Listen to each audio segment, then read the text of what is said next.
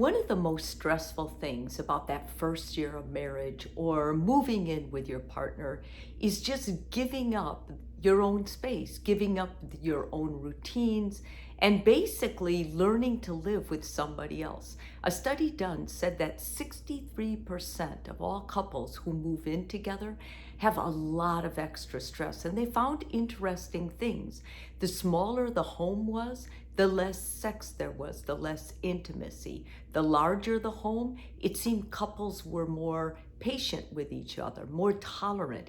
Of course, they had more space. If during the pandemic you have found yourself moving in with maybe your boyfriend or girlfriend's parents or someone else, and your relationship is taking a transition in the downward cycle, it's important that you understand the leading cause of this are boundaries. Setting healthy boundaries before you ever decide to do this is important.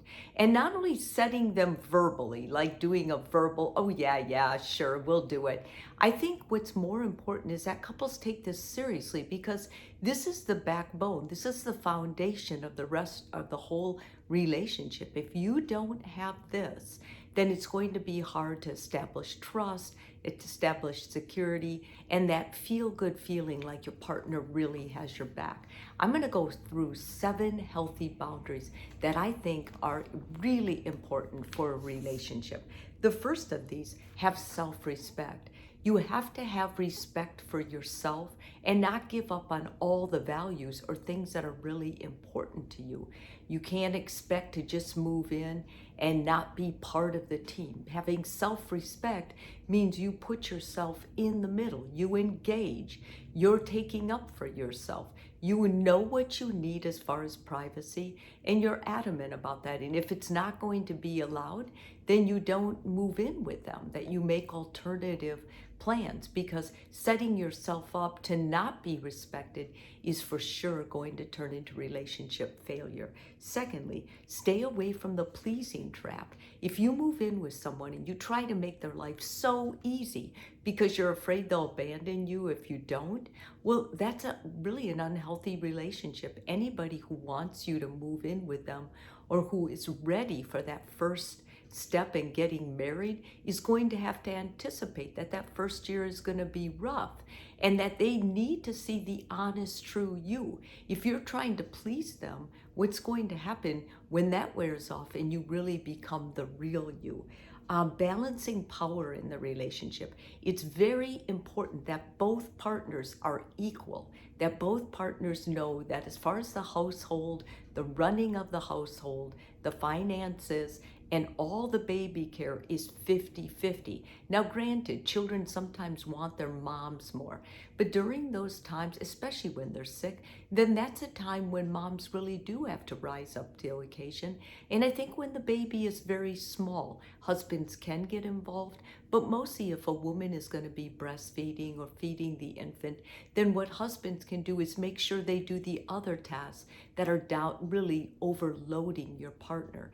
When husbands decide that they will be part of this, always a teamwork, no matter what the situation, that's setting healthy boundaries, and the relationship is going to thrive from it. Saying yes when you mean no. When boundaries are perpetrated, it's usually because one of the people kept a very weak boundary.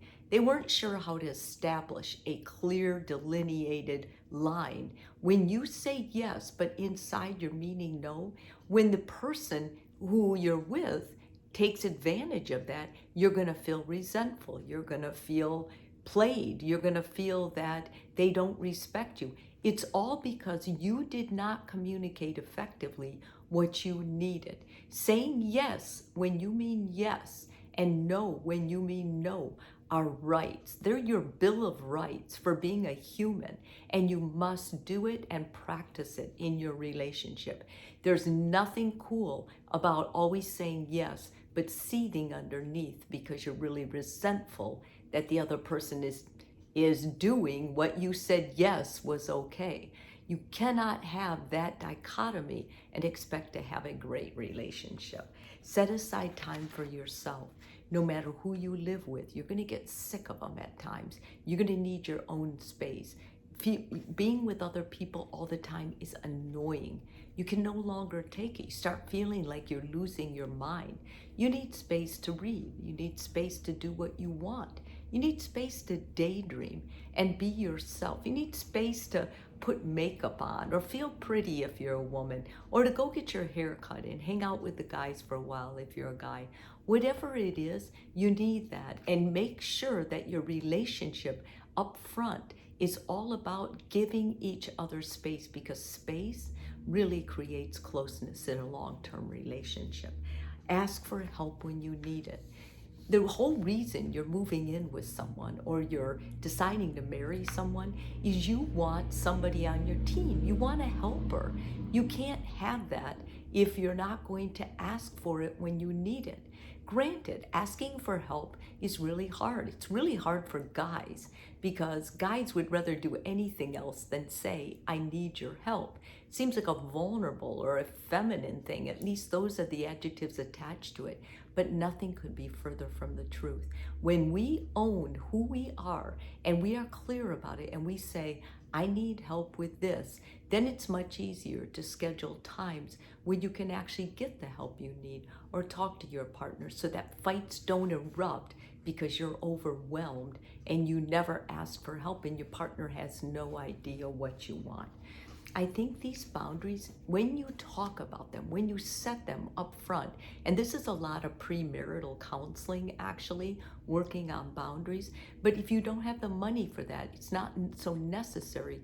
If you're good about bringing them up, going over them, writing down and understanding, everything is in flux because a relationship changes. And the more people added, whether you're moving in with parents or grandparents, or you have children, you have a baby, these things all have to be in transition and they need movement to work back and forth. But you can do it if you have a master plan that was the initial plan. Then you'll realize these things are important and you'll make sure that you get them for you and your partner.